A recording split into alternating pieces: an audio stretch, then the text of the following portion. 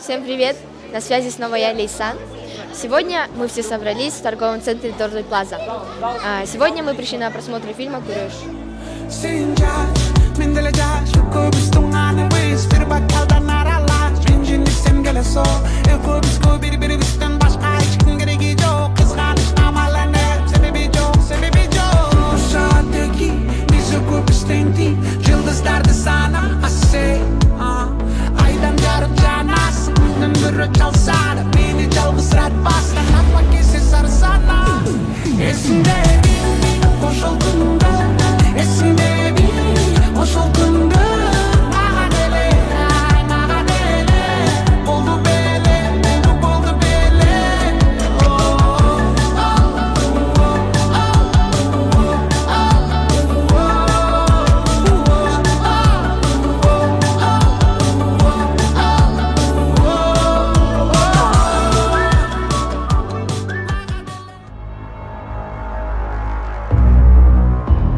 Саматай, сіздің боласыңызда машқасан болу?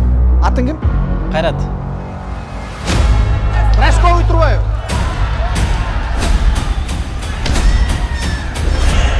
Сіз мен қиялап жүрген қыз екенсіз негізі. Мен Олимпиада чемпиондардың қолын қармап ұшырашып көрген емеспін. Сіздің қармап көрсем болу? Чемпионның қолын чемпиондар эле кармай алат. Сиз Кайрат Абдрахмановсыз ба? Ооба, мен. Конечно, благодаря нужным людям, с правильной поддержкой вы можете достичь больших высот и стать более популярным.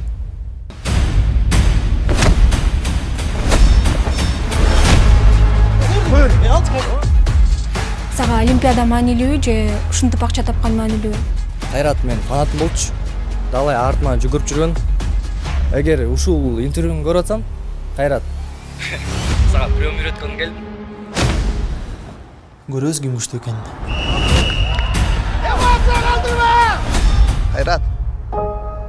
Bu güreşte de çempiyon emez. Yaşada da çempiyon boş gerek balam. Sen bu hırsa çempiyon bulasın. Sözsüz çempiyon bulasın balam. Belli beken bu. Olimpiyadaga dayanam.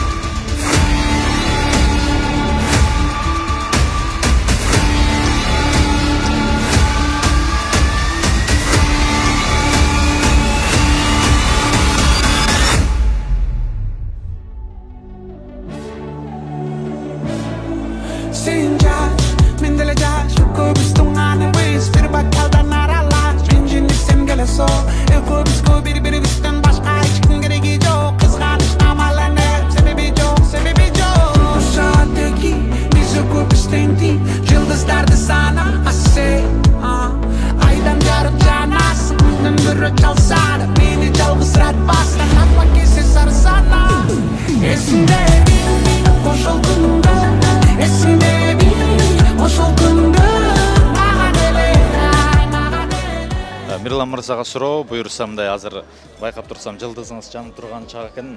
Кандай сезимдер болот атат ушундан? Сезимдерди айтып эле жеткире албайм. Буйрса абдан сонун. Жагып атабызсыңызбы? Өзүмө жагып атат, ооба жакшы. Азамат Байкени буга чейин таанышчу эмесмин. Кастингден келип таанышып, Азамат Байке менен таанышып, кастинг аркылуу киного түшүп калдым. Кинонун тартылышына канча убакыт кетти болжол менен? Бир жарым жыл же андан көбүрөөк. 5 ай тарттык жалпысынан даярданып, тартып, анан постпродакшн, монтаж аягына чейин чыккыча 5 айга убакыт кетти да. Негизи эле кыргыз элибиз, кыргызстандыктар көргөндө мындай жакшы мотивация алсын деген ойдо тарттык. Анткени ар бир эмгектин артында оор кыйынчылыктар турат, ар бир ийгиликтин артында чоң мээнет турат дегенди көргөзүбүз келди. Анан агайлардын кадыр баркын көтөргүбүз келди. Ата эненин батасын көргөзүбүз келди. Анан ата эненин балдарына болгон мындай поддержкасы кандай чоң экенин көргөзүбүз келди да кинодо. Кийинки алдыда дагы чоң пландар бар, эми кээ бирлерин бизде айтпай туруш керек. Себеби кино чыкканга чейин айтып салсаң ар кандай учурлар болот бизде. Биз тартайын деп пландарын айтсаң, ошондой кино тартылып кеткендерин көрүп каласың. Кийинки фильмдер мындан дагы масштабдуураак, мындан дагы чоңураак кылганга аракет кылабыз да. Анан Кыргызстан эле эмес, дүйнө жүзү көрө турганга аракет кылабыз. Жана ушу Азаматбек сизге да ушул эле суроо, жаш ата-энелерге жана жаш балдарга кандай кеңештерди берип өтөсүз ушу спорт жаатынан? Балдарга болсо айтат элем, ата-энеңерден ыраазычылыгын тапкыла, ата-энеден дайыма бата сурагыла. Ата-эненин батасы бул дүйнөдөгү эң кымбат, эң маалуу нерсе. Ошондуктан силер жашоодо кандай ийгиликке жетпесиңер, ошонун артында ата-эненин батасы турат. Ошон үчүн мыкты бизнесмен болом, чемпион болом, инсан болом десеңиздер, сөзсүз түрдө дайыма ата-энеңиздердин батасын алгыла.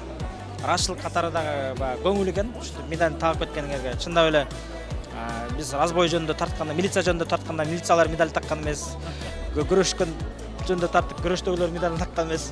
Таэквондисттер келип тагып кетти, ыраазычылык билдиребиз. То есть, кроме самого спорта, вы научились относиться к тренеру, к родителям, да?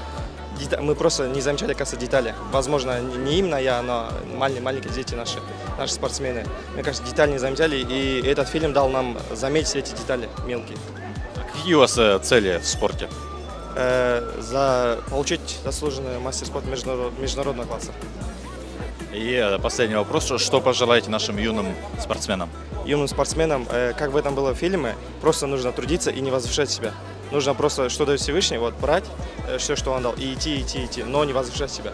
Кино кандай болду негизи? Жактыбы сизге? Эмне сабак алдыңыз ушу кинодон? Кандай жерлерин бар, билбей жүргөн балким жактары бар? Кино абдан сонун, бул жашоодон алынган. Негизи не только спорттон чемпион, но жашоодон эле чемпион болуш керек. Чемпион болдуңбу? Скромно жүр. Кандай агайга болгон мамилелер кандай болуш керек экенин дагы билдиңизби же буга чейин да кандай болчу эле? Ошол жөнүндө айта кетсеңиз.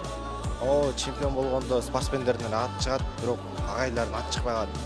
Ошо бүт спортсмен жеткендер бул агайдын эмгеги, негизи агайдын эмгеги.